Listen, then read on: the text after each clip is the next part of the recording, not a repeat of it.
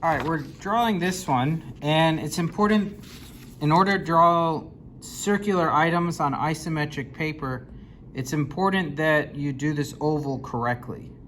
So I want to show you how to approach that first. You want to lightly put in a box that will fit that circle.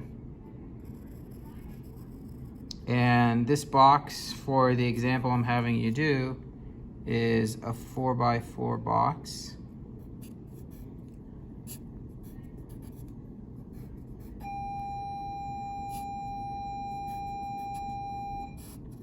And we might as well draw out the whole thing. If you notice, it's actually about 4 units tall.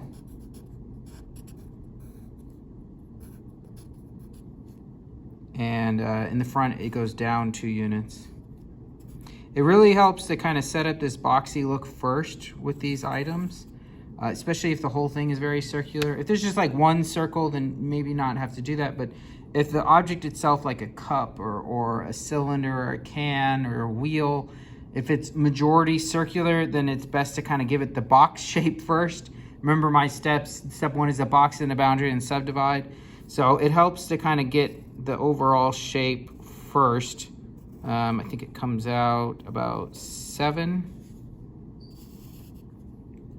And it really helps with this because a lot of students, the way they end up drawing this thing is they do the 4x4 box with me at the beginning, and then they draw it out 3 units wide. It happens a lot. I don't know why they do it, but I see students do that all the time.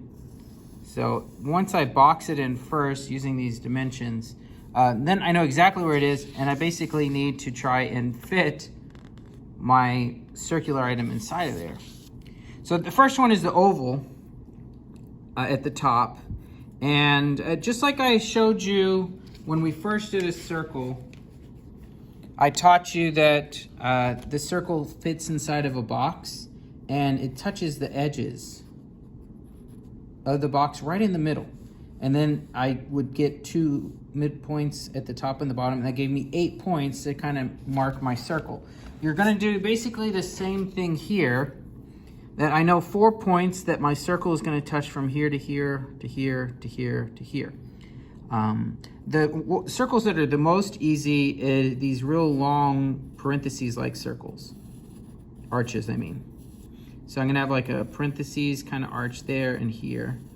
The ones that students mess up the most is the circular part that comes out here. Now I'm gonna aim for here. You could touch the edge there if you want. That's my aim. So this kind of gives me about 6 points that I'm gonna get. You don't have to touch that, but you could and it'd be fine. That's gonna be my oval. So it's real important that to make this oval correct, you arch it out as far as it's supposed to go. A lot of students end up making it still very circle-like. Remember, this is an oval and it's set exactly at 30 degrees. That's the whole point. These are 30-degree angles here. And it's gotta touch here, here, here, here for sure, and we want it to come out pretty far there. Now the ends, they kind of go down here and here. In the front here, 2 down from here and 2 down from here. I have another arch I'm starting. And then it's gonna arch back here. And then it arches down to here and goes forward here. In the front, I have another arch. It's a semicircle, it goes from here to here. Draw lightly first, of course, and then make it darker. And then I have an arch that goes from here to here, arching out to about that line, right? Same thing, 2 down from here. Here, here. The long arch, and then going back to about the same length here. And then I can close it off. All right, you are welcome to erase the glass box that we put around it. It's up to you if you want to erase that box or not. And then you should have a little 2x2 box here for the little hole at the top. You want to kind of imagine it like parallel. You want it to be kind of parallel. The word is actually concentric, means they share the same center circles here.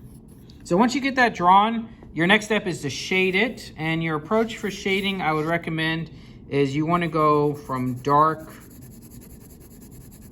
to kind of light across it, lighter, and then you can get a little bit darker back over here. I'm just doing that real quickly. And on the top part, dark to light, but backwards. So it'd be dark from the right side going light. Like the sun is sitting over here, shining light on this surface and that surface because they're facing the same way, and shadow falls on this surface and that surface because they're both facing away from the sun. So here's your item here. After that, you're gonna work on drawing a circular item. You can use a wheel, a pan, a cup. I've got examples here for you in the class. And you can look at my bragging examples that I put on Canvas. If you have any questions, let me know. Show me when you finish your work because I wanna check off in the grade book what parts you've done. Bye.